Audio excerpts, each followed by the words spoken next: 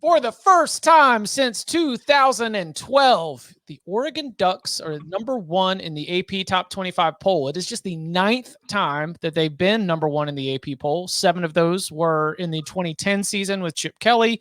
One of those was in 2012 before they lost to Stanford the very next week. Oregon will look to avoid repeating history as they take on the mighty Fighting Illini.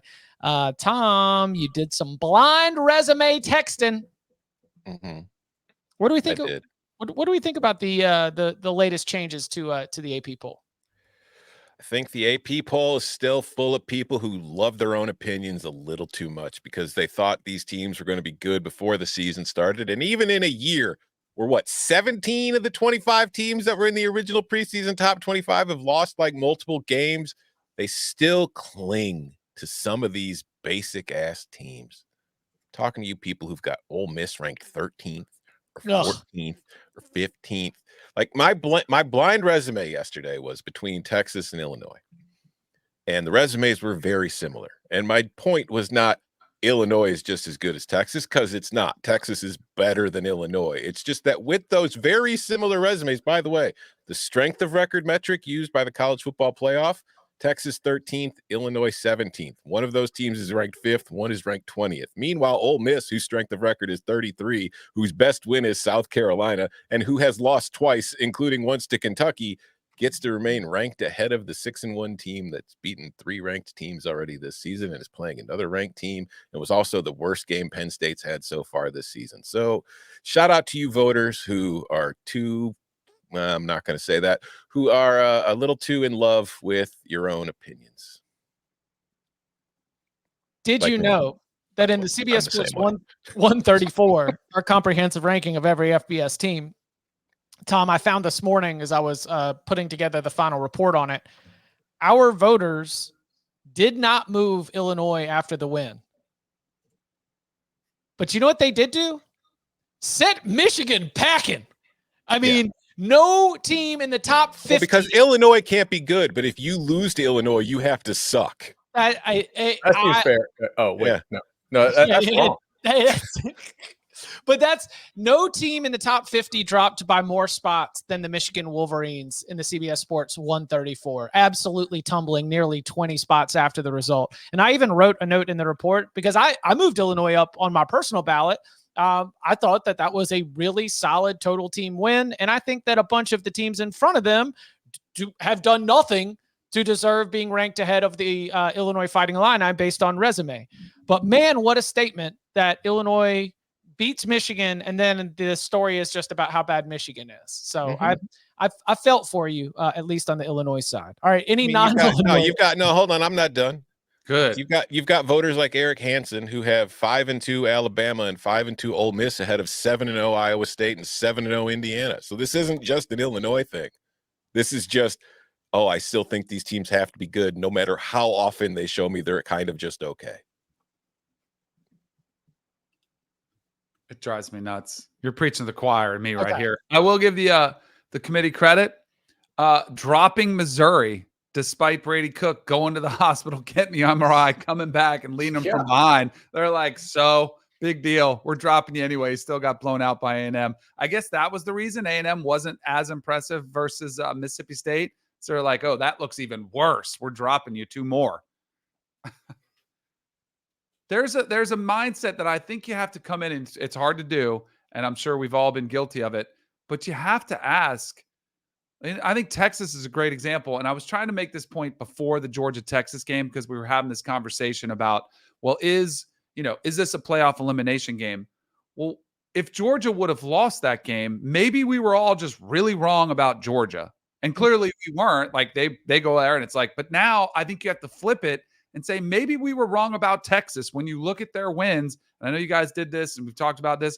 Maybe the win against Michigan, which was really impressive at the time, wasn't actually that impressive. Same thing with Oklahoma, who just fired their coordinator and they didn't have 5 receivers and they had Michael Hawkins. Maybe that win wasn't quite as impressive. And it's still like, we're still okay with Texas being up there, but at some point you have to look at other teams that have actually looked better versus better competition, and their resumes are better. Like at some point, and it's It's very frustrating because I think people just don't want to shake things up too much. Like, you don't want to shake the apple cart too much. Just throw them out every single week and evaluate them with a fresh start, fresh, clean slate, which I know they always say, well, the committee will do it. The committee still pays attention to these. That's what bothers me, is because I do think they are influenced as humans watching all season long where teams are ranked when they tune in to watch the games. To be fair to Texas, I think that you've got like your record, and then you've got like how you look and how you handle your business. Prior to Saturday night, their record was literally flawless, and how they had handled their business was not flawless, but pretty close.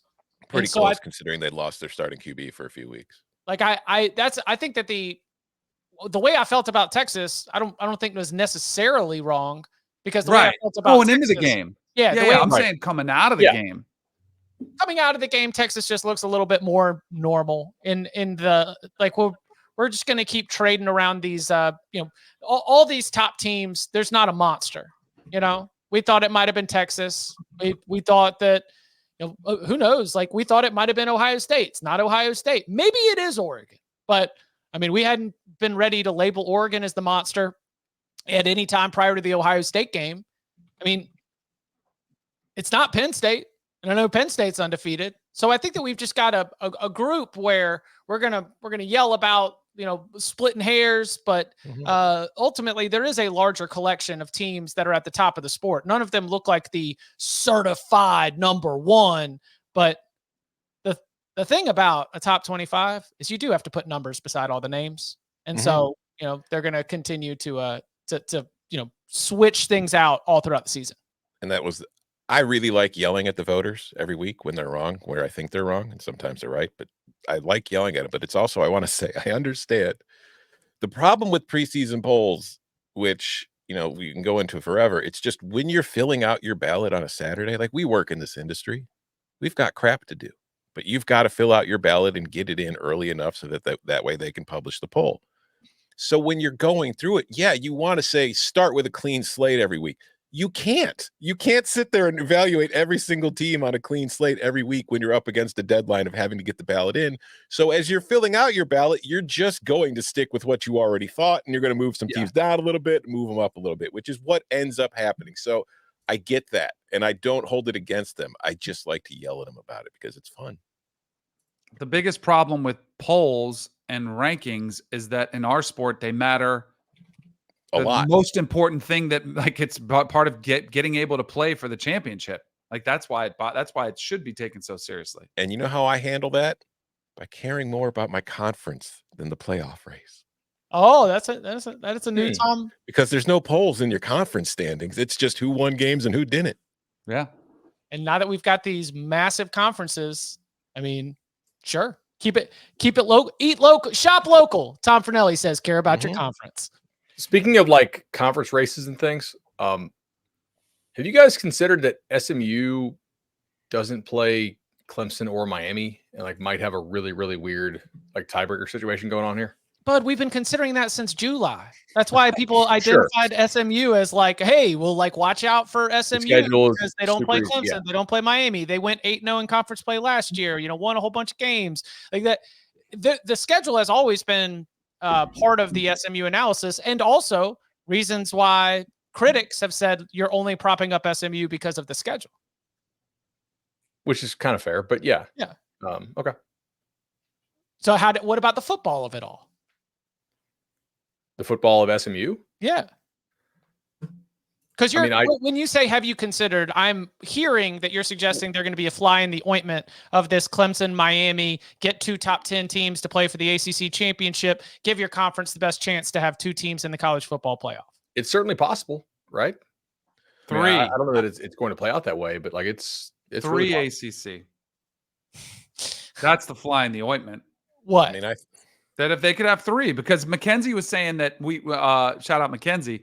When we were doing the pregame show, she was saying, SMU should be rooting for Louisville to beat Miami so that SMU could get to the ACC championship game. And I was like, whoa.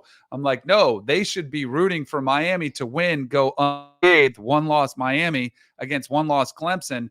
SMU doesn't play anybody. They run the table, and they're sitting there 11-1 with their only loss to a BYU team, which all of a sudden looks like they're going to finish in the top 25. And then they have a pretty good resume, and they don't have to play in an ACC championship game. Yeah, SMU should definitely play for third place. That's a great situation. Don't worry. Listen, SMU's got to winning play every game, though. They're not throwing. SMU has to go on the road to face Duke this weekend. Don't worry. We know how hard it is to win there. Damn right it is. Honestly, like I think that they will probably rig this stuff. I in terms of barring very weird circumstances, like if there was a scenario I was running through my head where, like, what if Missouri had made it to the SEC championship game? Like, is there a possibility they could fall behind if they got blown out in the SEC title game? Because remember, Missouri has like the super cakewalk schedule. Well, granted, they already got blown out by A&M, but just go with me here. Like, hypothetically, if they had made it based on that crazy easy schedule against like Texas, and Georgia was on the outside, but it looked good. They just had a much tougher schedule. If Missouri had been blown out in the SEC title game, could they potentially drop to like the third best seeding for an SEC team? I can't fully rule out like that possibility, I think.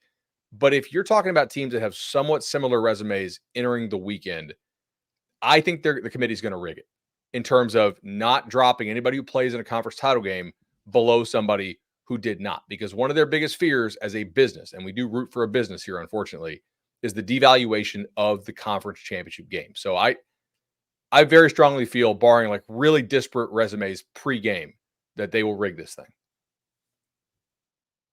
Because it's one of the worst flaws. I think they should be honest. Like, you don't want to dissuade people from making the conference championship game. Correct. Yes. And that's the major flaw in this new system is, what if you get penalized for losing in the conference championship game? Then are your chances of advancing better if you don't play in it? So hold on. You think they should rig the outcome? Is that what you're saying? No. He's saying rig the resume, rig the rankings, right? You're saying they should rig it. They should just fix it and get it what they want. Do. So yeah. But aren't you also the guy who argues that it makes more games matter late in the season? If they're rigging it, and they should, then how do the games matter now? Not rigging it would devalue the conference championship game, which would make a game not matter. We'll see what happens. I just like football. I don't care about the business. I just like football. He does that all the time, where he talks about how great this is, and then he tells you the other time it's actually bad because they're just going to rig it. It's better. It's not perfect. How is it better to rig the outcome? You don't think they were rigged last year? You don't think they've been rigged ever since we've had college football's existence? That it's all been rigged? I'm not arguing whether it's rigged or not. Tell me how you think it's better. Oh, it's better. That's what you've been telling me. It's better to rig things. Last year, you didn't think it was better to rig things, did you? But now you do. Okay, let's not use the word rig.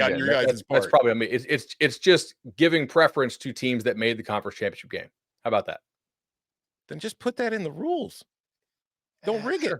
Listen, this is going to be a great April podcast. Okay, but it's October 21st. Okay. More games to talk about.